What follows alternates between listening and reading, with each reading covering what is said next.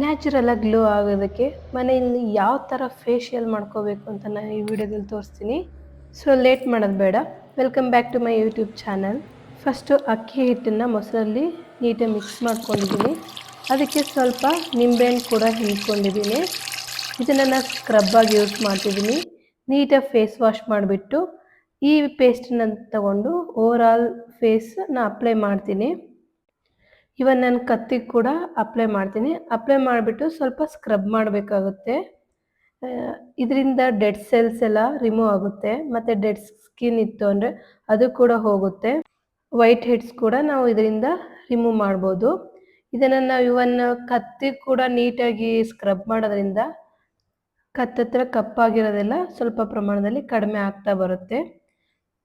ನೀಟಾಗಿ ಈವನ್ನಾಗಿ ಸ್ಕ್ರಬ್ ಮಾಡ್ತಾ ಹೋಗಬೇಕು.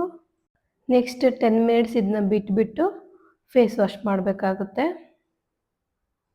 ನೆಕ್ಸ್ಟ್ ಇದೆಲ್ಲ ಆದಮೇಲೆ ಫೇಸ್ ಪ್ಯಾಕ್ ಹಾಕಲಿಕ್ಕೆ ಅಂತಂದು 2 ಆಲ್ಮಂಡನ್ನು ಸ್ವಲ್ಪ ಹಾಲಲ್ಲೇ ಹಾಕಿ ರಬ್ ಮಾಡ್ತಿದ್ದೀನಿ.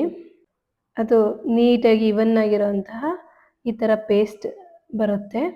ಇದನ್ನು ನಾವೊಂದು ಪ್ಲೇಟಲ್ಲಿ ಟ್ರಾನ್ಸ್ಫರ್ ಮಾಡ್ಕೊಂಬಿಟ್ಟು ಈ ಥರ ಆಗಿದೆ ನನ್ನ ಫೇಸು. ಇದಕ್ಕೆ ನಾನು ಈವನ್ನಾಗಿ ಅಪ್ಲೈ ಮಾಡ್ತಾ ಹೋಗ್ತೀನಿ.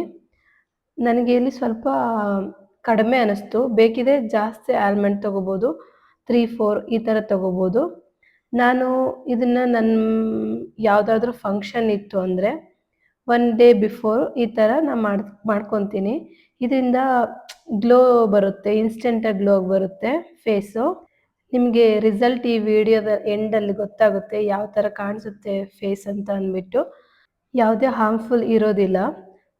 ಇದು ಆಯಿಲ್ ಕಂಟೆಂಟ್ ಇರೋದ್ರಿಂದ ಯಾರ್ದು ಆಯಿಲ್ ಫೇಸ್ ಇರುತ್ತಲ್ಲ ಅವರು ಬೇರೆ ಫೇಸ್ ಪ್ಯಾಕ್ ಯೂಸ್ ಮಾಡ್ಬೋದು. ನಂದು ಸ್ವಲ್ಪ ಡ್ರೈ ಸ್ಕಿನ್ ಇರೋದ್ರಿಂದ ನಾನು ಆಲ್ಮಂಡನ್ನು ನೀಟಾಗಿ ತೆಗೆದುಬಿಟ್ಟು ಹಚ್ಕೊಳ್ತಿದ್ದೀನಿ. ಒಂದು 10 ಮಿನಿಟ್ಸ್ ಬಿಟ್ಬಿಟ್ಟು ವಾಶ್ ಮಾಡ್ಕೋಬೇಕು. ಈ ಥರ ಕಾಣಿಸಿದೆ. ಎಷ್ಟು ಫೇರ್ ಆಗಿದ್ದೀನಿ. ಲಾಸ್ಟ್ ಏನಿರೋದಕ್ಕಿಂತ ಇವಾಗ ಎಷ್ಟು ಬ್ರೈಟಾಗಿ ಕಾಣಿಸ್ತಿದೆ ನೋಡಿ ನನ್ನ ಫೇಸು. ಅಷ್ಟೇ ಸ್ಮೂತ್ ಕೂಡ ಆಗಿರುತ್ತೆ ನೋಡಿ, ಎಷ್ಟು ಗ್ಲೋ ಬಂದಿದೆ ಅಲ್ವಾ. ಇದನ್ನು ನಾವು ಮನೆಯಲ್ಲೇ ಮಾಡ್ಕೋಬಹುದು. ನೀವು ಕೂಡ ಟ್ರೈ ಮಾಡಿ.